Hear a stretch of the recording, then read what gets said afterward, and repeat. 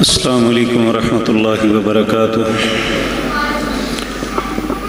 بیٹھیں، تشریف رکھیں۔ ان الحمد للہ نحمده ونستعینه ونستغفره ونعوذ باللہ من شرور انفسنا ومن سیئات اعمالنا، من يهده الله فلا مضل له ومن يضلل فلا هادي له، وأشهد أن لا إله إلا الله وحده لا شريك له، وأشهد أن محمدًا عبده ورسوله، أما بعد فإن خير الحديث كتاب الله، وخير الهدي هدي محمد صلى الله عليه وسلم، وشر الأمور محدثاتها، وكل محدثة بدعة، وكل بدعة ضلالة، وكل ضلالة في النار۔ رب اشرح لي صدري ويسر لي أمري واحلل عقدة من لساني يفقهوا قولي۔ اللهم انفعنا بما علمتنا وعلمنا ما ينفعنا وزدنا علما۔ رب اوزعني ان اشكر نعمتك التي انعمت علي وعلى والدي، وان اعمل صالحا ترضاه واصلح لي في ذريتي، انی تبت الیک وانی من المسلمین۔ اعوذ باللہ السمیع العلیم من الشیطان الرجیم، بسم اللہ الرحمن الرحیم۔ انا عرضنا الامانة على السماوات والارض والجبال فابین ان يحملنها وَأَشْفَقْنَ مِنْهَا وَحَمَلَهَا الْإِنسَانُ إِنَّهُ كَانَ ظَلُومًا جَهُولًا۔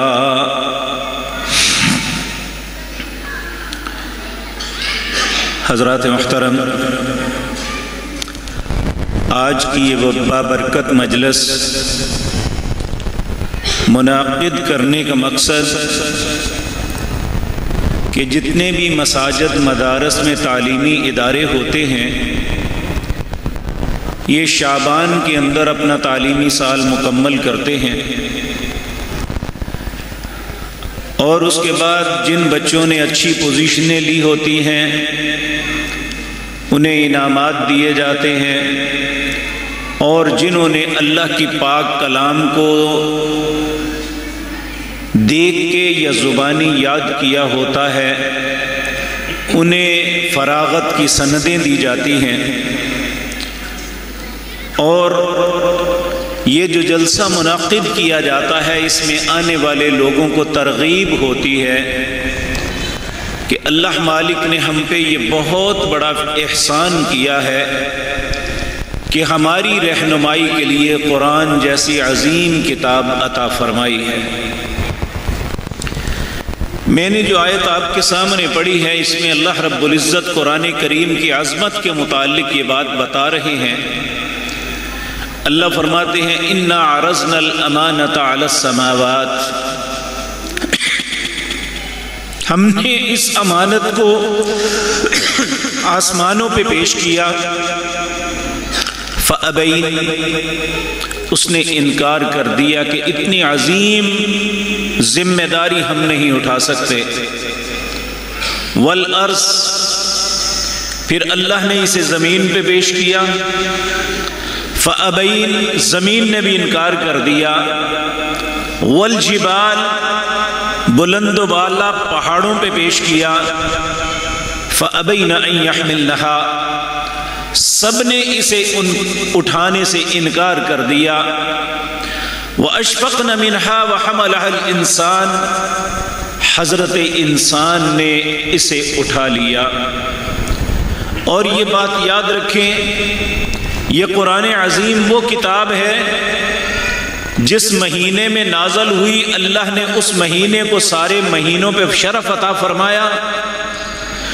جس رات نازل ہوئی اسے اِنَّا أَنزَلْنَاهُ فِي لَيْلَةِ الْقَدْرِ کہا، اور جس امت پہ نازل ہوئی اللہ نے اسے کنتم خیر امہ کہا کہ تم سب سے بہترین امت ہو جنہوں نے قرآن کریم جیسی عظیم کتاب کو اٹھایا ہوا ہے۔ اور یہ بات ذہن میں رکھیں، ایک مسلمان ہونے کی حیثیت سے ہمارے اوپر کچھ حق ہیں اس قرآن کے۔ پہلا حق، نبی کریم صلی اللہ علیہ وسلم نے فرمایا انسان کا جو سینہ ہے یہ ایک خوبصورت گھر کی طرح ہے، اگر تو اس سینے کے اندر قرآن کا کچھ حصہ موجود ہے تو یہ اس خوبصورت گھر کے اندر رہنے والا بھی کوئی ہے۔ اگر خدا نخواستہ کسی انسان کا سینہ قرآن کے کسی بھی لفظ سے منور نہیں ہے تو نبی کریم صلی اللہ علیہ وسلم نے فرمایا یہ ویران گھر کی طرح ہے۔ اور وہ خوبصورت گھر کتنا ہی بڑا خوبصورت کیوں نہ ہو، جب اس میں کوئی رہنے والا نہ ہو لوگ کہتے ہیں یہ بھوت بنگلہ ہے، اس کے قریب سے بھی جاتے ہوئے ڈرتے ہیں۔ تو انسان کا سینہ اس وقت تک ایک آباد گھر کی طرح ہے جب تک اس کے اندر قرآن کا کچھ حصہ موجود ہے۔ اور قرآن کریم کے ہم پہ کچھ حقوق ہیں۔ سب سے پہلے اللہ رب العزت نے اس کی تلاوت کا حکم دیا کہ اس کی تلاوت کرے۔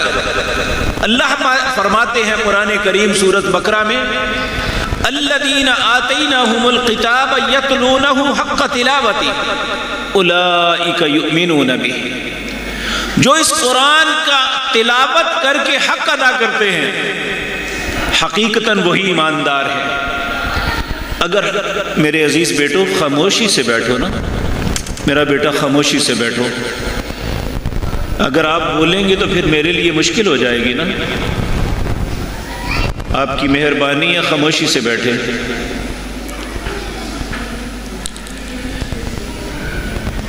تو پہلا حق ہم پہ یہ ہے کہ ہم اس کو پڑھیں۔ نبی کریم صلی اللہ علیہ وسلم نے ارشاد فرمایا جو شخص اللہ کے گھر میں آتا ہے اور قرآن کی ایک آیت سیکھتا ہے، اللہ رب العزت اس انسان کو کتنا اجر دیتے ہیں؟ نبی کریم صلی اللہ علیہ وسلم نے فرمایا وہ اس طرح ہے جس طرح ایک اونٹ ذبح کر کے صدقہ کر رہا ہے اور لوگوں غریبوں میں وہ سارا تقسیم کر رہا ہے، جتنا ثواب اونٹ ذبح کر کے اس کا گوشت غریبوں میں بانٹنے کا ثواب ہوگا، اللہ کے اس پاک کلام کی ایک آیت کو پڑھنے، اس کو سمجھنے کا اتنا اللہ اجر عطا فرماتے ہیں۔ اور جو 2 آیتیں سیکھتا ہے، جو 3 آیتیں سیکھتا ہے، اللہ اسی طرح اس کا اجر بڑھاتے چلے جاتے ہیں۔ اگر خدا نخواستہ ہم کچھ نہیں کرتے، ہمارا سارا دن اپنی فیکٹری میں، اپنی دکان پہ، اپنی کاشتکاری میں، اپنے معاملات میں گزر جاتا ہے، ایک دن کے اندر اگر ہمیں یہ توفیق بھی نہیں ملتی کہ ہم 11 آیات، بیٹے کیوں نہیں خاموش ہوتے یار آپ؟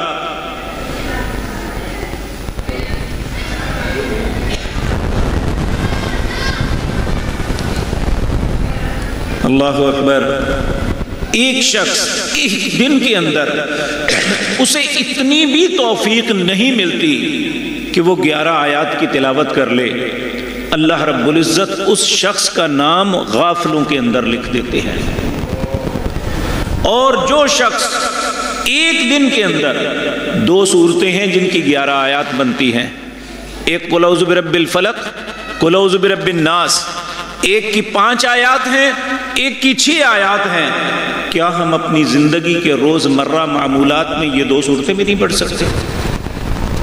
اگر خدا نخواستہ ہماری زندگی اتنی غفلت میں ہے کہ ہم ایک دن کے اندر 11 آیات کی تلاوت بھی نہیں کر سکتے، چلتے پھرتے نماز کے اندر یا کسی بھی صورت، تو پھر یاد رکھیں اللہ کی نظروں میں ایسا انسان غافل ہے، اللہ رب العزت اس انسان کے متعلق ناراضگی کا اظہار فرماتے ہیں۔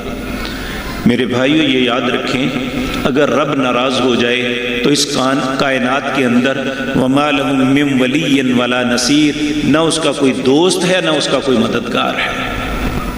اگر ہمارے معاملات آسودہ ہوتے ہیں، ہمیں رزق ملتا ہے، ہمارے معاملات درست ہوتے ہیں، ہمیں اولاد سے نوازا جاتا ہے، تو یہ سب کچھ اللہ کی مہربانی سے ہوتا ہے۔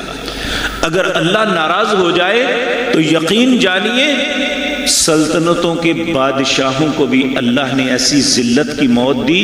آپ فرعون و نمرود کو دیکھ لیں۔ اسی طرح دنیا کے وہ بے شمار بادشاہ جو اللہ کی نافرمانی میں زندہ رہے، ان کے پاس قوت و طاقت، مال و دولت، عزت و شہرت سب کچھ تھا، لیکن جب اللہ رب العزت نے انہیں موت دی تو ذلیل ترین کر کے مارا۔ اس لیے ہماری عزت اور شرف اس میں ہے کہ ہم اللہ نے جو کلام، کتاب، قرآن کی صورت میں ہمارے اوپر نازل کی ہے، اس کا حق ادا کریں۔ تو پہلا حق کیا ہے؟ اس کی تلاوت کی جائے، وہ چھوٹا ہے یا بڑا، وہ بزرگ ہے یا پڑھا ہوا ہے یا ان پڑھ۔ اور یہ بات یاد رکھیں، جس کو ایک لفظ بھی پڑھنا نہیں نہ آتا، اگر وہ چاہے نا قرآن کے متعلق تو اسے کسی چیز کی ضرورت نہیں، اسے انشاءاللہ اللہ اس کے لیے اس قرآن کی وجہ سے اس کا سینہ کھول دیں گے۔ بہت سے لوگ ان پڑھ ہیں، ویسے انہیں کوئی اخبار پکڑائے نہیں پڑھ سکتے، لیکن ان کے سامنے قرآن رکھیں تو فر پڑھیں گے۔ بہت سے لوگ زبان کی لکنت کا شکار ہوتے ہیں۔ ہمارے پاس ایک طالب علم ہے، وہ اپنا نام بولنے کے لیے اس کی زبان اٹک جاتی ہے، وہ اپنا نام صحیح طریقے سے نہیں بول سکتا، لیکن جب قرآن پڑھتا ہے اتنی خوشی الحانی سے پڑھتا ہے کہ انسان تعجب میں آ جاتا ہے کہ وہی انسان جو ایک لفظ اپنی زبان سے نہیں نکال سکتا، جس سے لوگ اس کی بات کو اچھے طریقے سے سمجھ جائیں، جب اللہ کی پاک کلام کو شروع کرتا ہے تو اس کی زبان پہ کوئی لکنت نہیں ہوتی۔ اس لیے ہم یہ بہانہ قطعاً نہیں لگا سکتے کہ ہم سے پڑھا نہیں جاتا۔ بالفرض اگر کسی انسان سے نہیں پڑھا جاتا تو نبی کریم صلی اللہ علیہ وسلم نے فرمایا وہ بوڑھا ہو گیا، اس کی زبان پہ لفظ نہیں چڑھتا، اور وہ قرآن پڑھنے کے لیے بیٹھتا ہے، کوشش کے باوجود اس سے صحیح لفظ ادا نہیں ہوتا۔ ہم اپنے معاشرے میں کہتے ہیں اوے چھڑ دے قرآن جی اتنو گناہ گار ہو جائیں گا، اللہ کہتے ہیں گناہ گار نہیں، میں اسے دگنا اجر دوں گا۔ یہ کوشش بھی کر رہا ہے، اس کی زبان پہ لفظ ادا نہیں ہو رہا، یہ پھر بھی کوشش کر رہا ہے، ایک عام انسان کو جتنا اجر ملے گا اللہ کہتے ہیں میں اسے تم سے دگنا اجر عطا فرماؤں گا۔ اس لیے اگر قرآن کے الفاظ زبان پہ صحیح نہ بھی چڑھیں تو ہمیں قرآن کو پڑھنے پہ چھوڑنا نہیں چاہیے۔ دوسرا قرآن کا حق یہ ہے کہ اس کا کچھ حصہ زبانی یاد کیا جائے، کیونکہ نبی کریم صلی اللہ علیہ وسلم نے فرمایا انسان کا سینہ تبھی آباد ہے جب اس کے اندر قرآن کچھ محفوظ ہوگا۔ اور یقین جانیے ہماری اسلامی زندگی قائم ہی نماز کے ساتھ رہتی ہے۔ اگر ہماری زندگی میں نماز نہیں تو ہم مسلمان نہیں ہیں، یہ پکی بات ہے۔ نبی کریم نے تو ایک نماز کے متعلق فرمایا من ترک الصلاۃ متعمدا فقد کفر، جس نے ایک نماز بھی جان بوجھ کے چھوڑی اس نے کفر کیا۔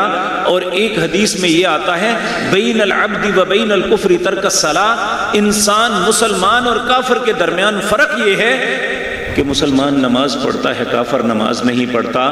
تو جو شخص نماز پڑھے گا اسے قرآن کی ضرورت ہوگی، وہ کوئی تو صورتیں یاد کر لے جو اپنی نماز میں ادا کر سکے، فجر میں، ظہر میں، عصر میں، مغرب میں، عشاء میں اللہ کی اس پاک کلام کو۔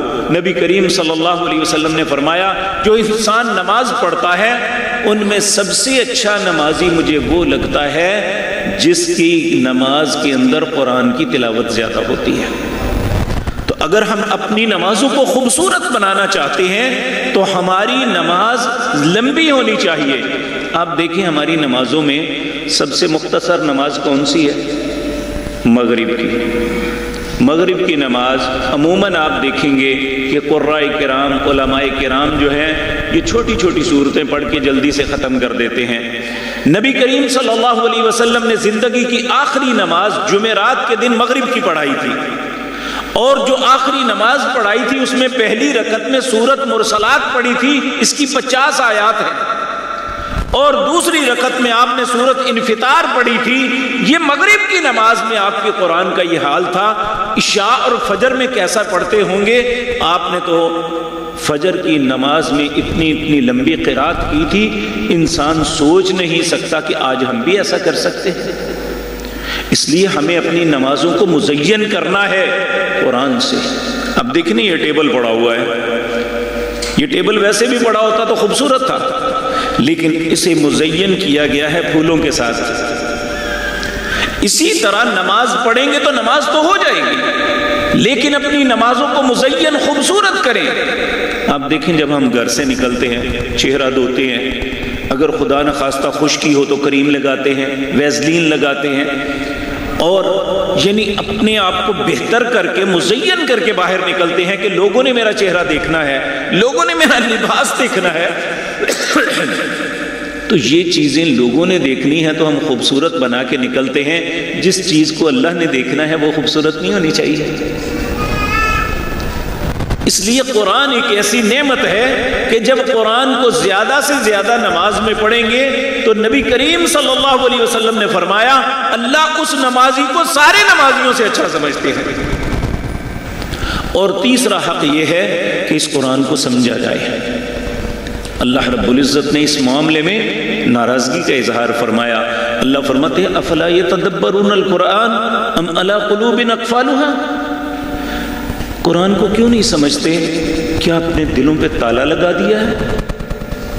تو اگر ہم اس کا ترجمہ نہیں پڑھتے، اس کو سمجھنے کی کوشش نہیں کرتے، یہ جو پیغام اللہ نے ہمیں عطا کیا ہے، جو زندگی گزارنے کا طریقہ ہے جس میں ہم اگر اسے سمجھیں گے ہی نہیں تو پھر کیسے معاملہ چلے گا؟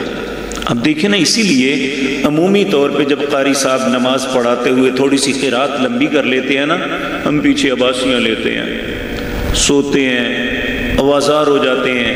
بعد میں کئی لوگ قاری صاحب سے لڑنا شروع کر دیتے ہیں. اتنی لمبی نماز. اگر یہی قرآن ہمیں سمجھ کے آتا ہو تو یقین جانیے ایک ایک لفظ پہ لطف آئے گا آپ کو. آپ عرب قراء کو دیکھا ہوگا، اب تو ہر بندے کی پہنچ میں ہے. یہ بیت اللہ اور مسجد نبوی کی نمازیں ٹیلی ویژن پہ آتی ہیں. کبھی آپ نے دیکھا ہے کہ وہ پڑھ رہے ہوتے ہیں، اگر وہ جنت کی آیات ہوتی ہے تو ایسے ہے جیسے خوشی سے کھل اٹھے ہیں، تو خدا نخواستہ عذاب کی آیتیں آتی ہیں تو ایسے ہے تڑپ جاتے ہیں، روتے ہیں. امام بھی روتا ہے، مقتدی بھی روتے ہیں. اور بعض اوقات تو ایسے ہوتا ہے کہ پورا حرم یا مسجد نبوی چیخوں سے، سسکیوں سے گونج اٹھتی ہے کہ انسان کو سمجھ آتی ہے میرا رب مجھے کیا کہہ رہا ہے. آج ہمارے لیے المیہ یہ ہے کہ ہم چونکہ عجم کے لوگ ہیں، ہم عربی کو نہیں سمجھتے. ہمارے لیے زیادہ ضروری ہے کہ ہم قرآن کو سمجھ کے پڑھیں، اس کا ترجمہ پڑھیں. اور میں حضرت مولانا سے التماس کروں گا کہ یہاں ترجمہ کلاس شروع کریں. اس کا فائدہ بزرگوں، بچوں، نوجوانوں سب کو ہوگا انشاءاللہ. اور جو شخص ترجمہ کلاس میں بیٹھ جاتا ہے نا، اس کا عقیدہ ٹھیک ہو جاتا ہے، وہ فرقہ پرستی سے نکل جاتا ہے، اسے خود اللہ کا پیغام سمجھ آ جاتی ہے، اور وہ شخص اللہ کے پیغام کے مقابلے میں کسی کے پیغام کو کوئی نہیں سمجھتا. تو آخری عرض یہ ہے، یہ ہمارے مہمان ساہیوال سے تشریف لائے ہیں، اصل تو حق ان کا ہے، میں تو آپ کے شہر کا ہوں اور میری سادی سی ٹوٹی پھوٹی باتیں ہیں، آپ کی مہربانی آپ سن رہے ہیں. آخری بات یہ ہے کہ اگر ہم اسے پڑھیں، ہم اسے حفظ بھی کر لیں، ہم اس کا ترجمہ بھی پڑھ لیں، اگر ہمارا عمل اس پہ نہیں ہے تو یہ بھی اللہ کی ناراضگی کا سبب ہوا. قرآن اگر پڑھنا ہے تو اس پہ عمل کرنا ہے. بدعمل انسان اللہ کے نزدیک اس کی کوئی حیثیت نہیں ہے. اگر ہمارا عمل درست ہے، قرآن کے مطابق ہے، ہمارا عمل تھوڑا بھی ہوگا تو اللہ جنت تک پہنچا دے گا. اگر ہمیں بہت سے علوم آتے ہوں گے لیکن ہمارا عمل قرآن کے مطابق نہیں ہے تو یقین جانیے ہماری اللہ کے ہاں کوئی حیثیت نہیں ہے.